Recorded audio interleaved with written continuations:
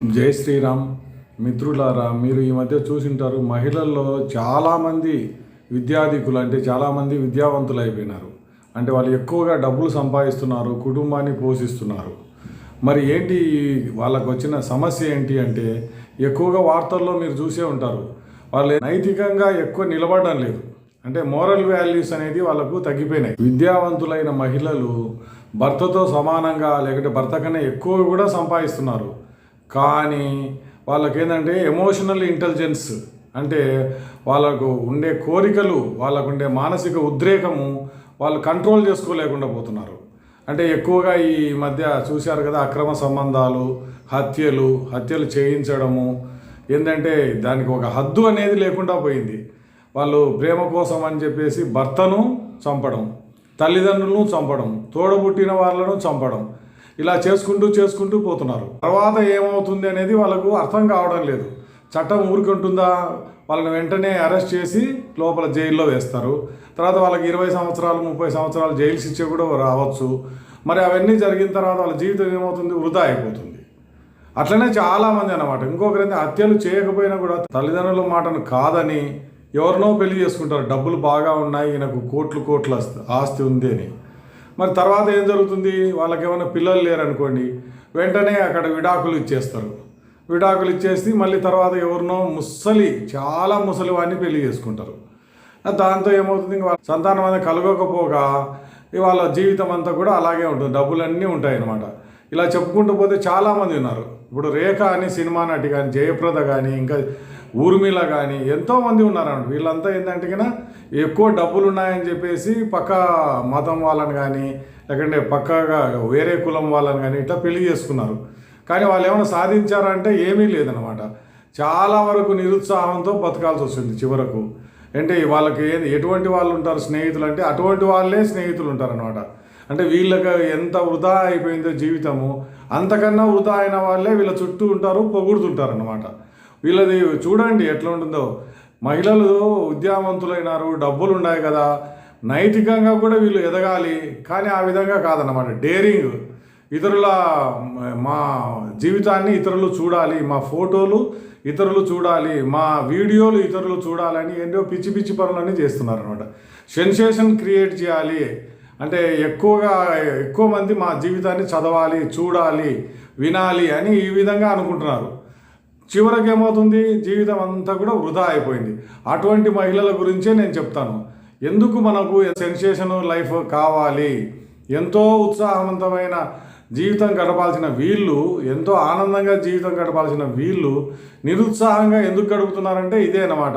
ఒకటేసారి పైకి పోయి ఎక్కువ సెన్సేషన్ క్రియేట్ చేసినారన్నమాట. త్వరగా మాకు పేరు ప్రతిష్టలు వస్తాయి అనుకొని ఏదో చేస్తున్నారు, పిచ్చి పనులు చేస్తే అప్రతిష్ట పాలవుతున్నారు. చివరికి ఏంటంటే జీవితం అంతా కూడా నిరాసక్తిగా గడపాల్సి వస్తుంది. ఇప్పుడు చాలామంది జీవితం అలాగే ఉంటుంది. ఒక్కొక్కరి జీవితం నేను చెప్తాను. కొంతమంది ఏ విధంగా వీళ్ళు ప్రతిష్ట కోసం పోయి అప్రతిష్ట పాలైనారు అనేది.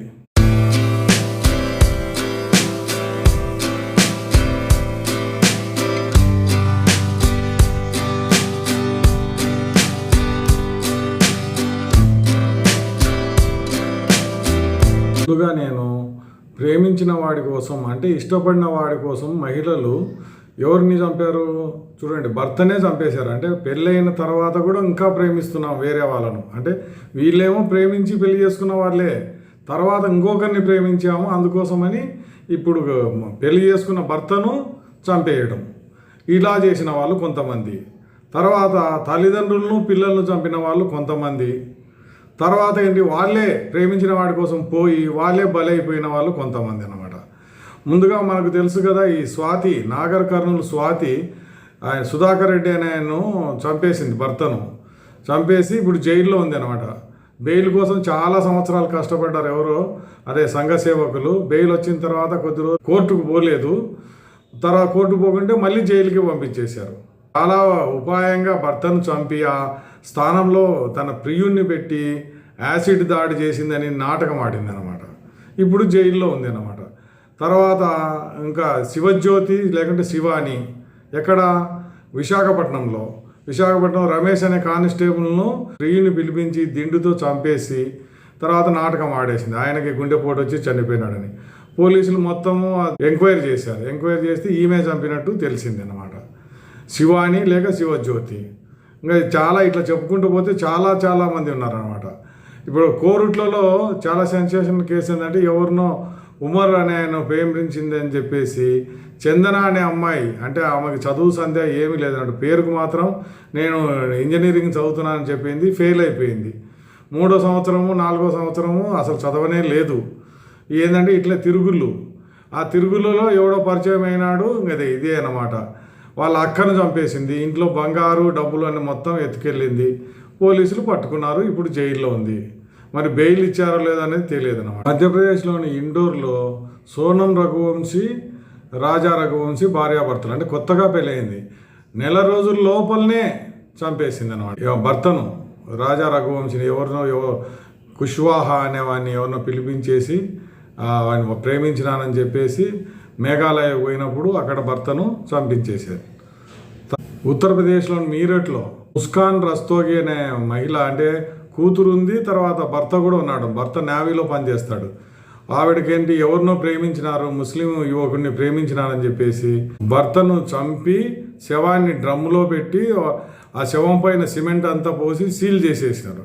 మళ్ళీ తర్వాత వీళ్ళిద్దరూ, ప్రేమికుడు ఈమె పోయి హోలీ ఆడుకున్నారనమాట చంపిన తర్వాత. అంటే ఎంత ధైర్యమో చూడండి.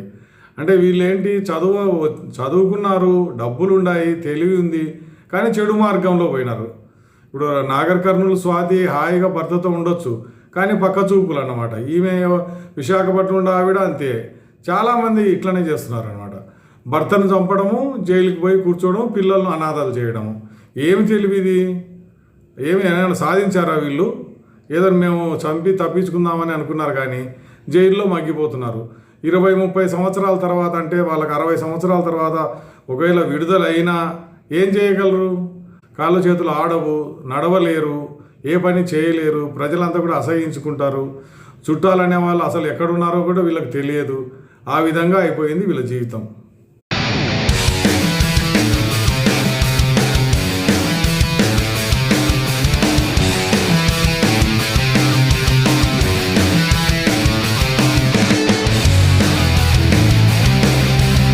ప్రేమించిన వాడి కోసము అమ్మాయిలు తల్లిదండ్రులను మరియు పెళ్లి చేసుకున్న తర్వాత పిల్లలను ఎలా చంపారనేది, ఎవరు వాళ్ళు. ఇప్పుడు కాప్రాలో, హైదరాబాద్లో కాప్రా ఏరియాలో ఒక రామకృష్ణ అని ఉన్నాడు. ఆయన కూతురు భూపాల్ అనేవాడిని, చిన్నవాడిని ప్రేమించింది. మళ్ళీ ఇంట్లోనే దొంగతనం చేయించింది. ఆయన ఇంట్లోనే 2 లక్షల రూపాయలు తీసుకొని దాన్ని పక్కకు వెళ్ళిపోయి పెళ్లి చేసుకుందామని. కానీ వాళ్ళ నాన్న పోలీస్ కంప్లైంట్ ఇస్తే ఎవరు దొంగతనం చేశారంటే సీసీ కెమెరాలు ఇవన్నీ చూశారు కదా. చూస్తే ఈడే దొంగతనం చేసినని వాడిని పట్టుకున్నారు. పోలీస్ స్టేషన్కు పోయినాడు. అది ఎవరు దొంగతనం చేయమన్నారంటే తర్వాత కూతురే దొంగతనం చేయమని చెప్తే వాళ్ళు అక్కడ ఇల్లు ఖాళీ చేసి ఇక్కడ నారాయణగూడలో అంతకుముందు ఉండేవాళ్ళు. తర్వాత కాపురాకి వెళ్ళారు.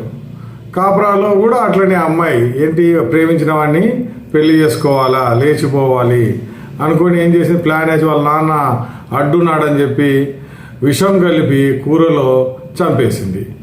అది వాళ్ళ అమ్మకు తెలిస్తే మళ్ళీ వాళ్ళమ్మ పోలీస్ కంప్లైంట్ ఇవ్వలేదు. తర్వాత కొద్ది రోజులకు ఏ విధంగా పోలీసులే వాళ్ళు అంత మొత్తం అకస్మాత్తుగా చనిపోయినాడని చెప్పి ఎంక్వైరీ చేస్తే తల్లి కూతుర్లు ఇద్దరిది హస్తం ఉంది అని చెప్పేసి ఇద్దరిని కూడా అరెస్ట్ చేయడం జరిగింది. సంఘటన ఏంటంటే ఇక్కడే హైదరాబాద్లోని కవాడిగూడ ప్రాంతంలో మనీషా అనే అమ్మాయి వాళ్ళ అమ్మతో కలిసి వాళ్ళ ప్రేమకు అడ్డొస్తున్నాడు, ఏదో ప్రేమికుడిని పెళ్లి చేసుకోవాలనుకుంటే వాళ్ళ నాన్న అడ్డు చెబుతున్నాడు అనే ఉద్దేశంతో తల్లి కూతురు ఇద్దరు కలిసి వాళ్ళ నాన్నని చంపేశారు. ఆయన పేరు లింగం, చనిపోయిన ఆయన. తర్వాత పోలీసులు ఎంక్వైరీ చేశారు ఏ విధంగా చనిపోయినాడని. తల్లి కూతురుని ఇద్దరిని కూడా అరెస్ట్ చేయడం జరిగింది.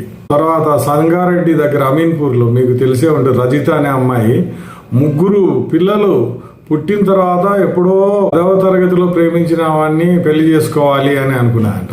అంటే మళ్ళీ 10వ తరగతి విద్యార్థులంతా కలిశారు చాలా సంవత్సరాల తర్వాత. కలిసినప్పుడు వాడు ఎవడో ప్రపోజ్ చేశాడు, శివ అనేవాడు. నీకు ఇంకా పెళ్లి కాలేదని అడిగితే అవును పెళ్లి కాలేదు, నిన్ను పెళ్లి చేసుకుంటానని రజిత అనే ఆమెతో చెప్పినాడంట. ఏ విధంగా అంటే ఆ 3 పిల్లలను వదిలించుకొని రావాలని. ఏ విధంగా వదిలించుకొని రావాలంటే విషం పెట్టి చంపేసింది. పోలీసులు అరెస్ట్ చేస్తే అసలు ఇంత కూడా బాధపడడం లేదు చూడండి. అమ్మాయి రజిత అనే అమ్మాయి 3 పిల్లలను చంపేసి సంతోషంగా జైలుకి నడుచుకుంటూ పోతుంది. ఇలా ప్రేమికుని కోసము తండ్రిని కానీ లేకుంటే తల్లిని కానీ పిల్లలను కానీ చంపిన వాళ్ళు ఎవ్వరు కూడా అసలు తల్లిదండ్రులు చూపిన మార్గంలో వాళ్ళు వెళ్ళరు కూడా. ఎందుకంటే మాకే అంతా తెలుసు, మేము ఎవరితోనైనా పోట్లాడగలము, ఎవరి జీవితంలో మాకు ఎవరు తోడు లేకపోయినా కూడా మేము ప్రేమించిన వాడు తోడు ఉంటే ముందుకు వెళ్ళగలము, జీవితంలో మేము ఏదో సాధిస్తాము అని అనుకొని వాళ్ళు ఈ విధంగా చేశారు. చివరకు జైల్లో ఉన్నారు. జైలు నుంచి బయటకు వస్తే ఏ విధంగా ఉంటుంది? ప్రేమించిన వాడి కోసం ఇలా తల్లిదండ్రులను పిల్లలను హత్యలు చేసుకుంటూ పోతే అసలు ప్రశాంతంగా ఉండగలరా? ఎవ్వరు కూడా ప్రశాంతంగా ఉండలేరు. అది గమనించాలి.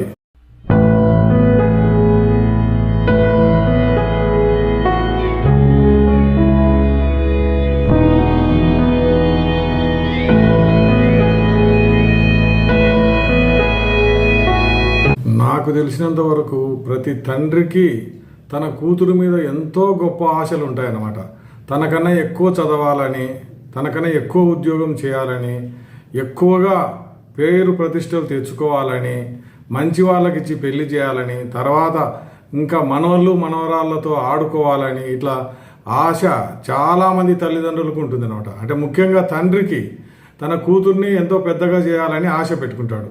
కానీ ఈ కాలం ఆడపిల్లలు ఏం చేస్తున్నారు? నాకు 18 సంవత్సరాలు వచ్చాయి, నేను మా నాన్న మాట వినకపోయినా పర్వాలేదు, నేను పెళ్లి చేసుకుంటాను, ఎవరిని ఆ చిల్లరగాన్ని ఏమన్నా పెళ్లి చేసుకోనికి పోతున్నాను అని చెప్పి ఇల్లు వదిలిపెట్టి వెళ్ళిపోతారు అనుకోండి. అప్పుడు తండ్రికి ఎంత బాధ ఉంటుంది? అసలు పెళ్లి చేసి అత్తగారింటికి పంపేటప్పుడే ఆయన చాలా బాధపడుతుంటాడు, ఇది అక్కడ ఏ విధంగా జరుగుతుందో అని. అటువంటిది ముక్కు మొహం తెలియని వాటితో వీళ్ళు పోయి అక్కడ ఏం సాధిస్తామని వాడు వీళ్ళనేది ముక్కలు నరికేసి శవం చేసి లేకపోతే కాల్ చేసి 30 ముక్కలు 35 ముక్కలు 40 ముక్కలు చేసేసి లేదా కుక్కర్లో వండి ఎక్కడెక్కడో పడేసి ఇవన్నీ చేస్తున్నారనమాట. తల్లిదండ్రులు ఎంత బాధపడతారో ఆడపిల్లలు గమనించాలి కదా. ఎవరో ప్రేమించిన వాడి కోసము తల్లిదండ్రులను ఇంత బాధ పెట్టడం ఏమైనా న్యాయంగా ఉందా? తల్లిదండ్రులు ఏమైనా పెళ్లి చేయలేరా? ఇప్పుడు మీరు చూసే ఉంటారు, నిక్కీ యాదవ్ కానీ శ్రద్ధా వాల్కర్ ఇంకా ఎంతోమంది అన్నమాట. చాలా మంది తిరుపతిలో ఆయన శ్రీకాంత్ రెడ్డి అని ఆయన ప్రేమించి పెళ్లి చేసుకున్నాడు, భార్యను చంపేసి సూట్ కేసులో ఎక్కడో తీసుకుపోయినాడు. ఇట్లా చాలామంది చేస్తున్నారు. ఎందుకు ఆ విధంగా మనము బలైపోవాలని ఎవరు అనుకోవడం లేదు. ఇతర మతస్థులను ఇతర కులాల వాళ్ళను పెళ్లి చేసుకుంటే అసలు గౌరవం ఉంటుందా? వాళ్ళు ముక్కలు చేసేస్తే మా తండ్రి బాధపడతాడా లేదా అని ఎవరు అనుకోవడం లేదు. అంటే పోవడం అంతే. బంగారు ఇంట్లో ఉన్న బంగారు నగలు తీసుకోవడము, పారిపోవడము, ఎవరినో ముక్కు ముఖం తెలియని అని పెళ్లి చేసుకోవడం, అక్కడ కష్టాలు వస్తే ఆత్మహత్య చేసుకోవడము, ఇదే చేస్తున్నారు. కానీ మా తల్లిదండ్రులకు నేను గౌరవం ఇవ్వాలి, మా తల్లిదండ్రుల మాట వింటాను అని ఎవరు అనడం లేదు. మా తల్లిదండ్రుల మాట విని నేను పెళ్లి చేసుకుంటానని వాళ్ళు దృఢంగా నిశ్చయం చేసుకుంటే ఈ ప్రేమలు అనేటివి, ఈ తిరుగుళ్ళు అనేటివి ఆడపిల్లలకు తగ్గిపోతాయి. కానీ చాలామంది అట్లా అనుకోకపోవడం వల్లనే ఈ దుర్మార్గాలన్నీ ఎక్కువ జరుగుతున్నాయి. మళ్ళీ చివరిగా నేను చెప్పేది ఏంటంటే, నా తర్వాత వీడియో మీరు చూసినా చూడకపోయినా పర్వాలేదు, కానీ ఇప్పుడు ఈ వీడియోను మాత్రం కొంతమంది ఆడపిల్లల తల్లిదండ్రులకు తప్పక పంపించాలని కోరుకుంటున్నాను.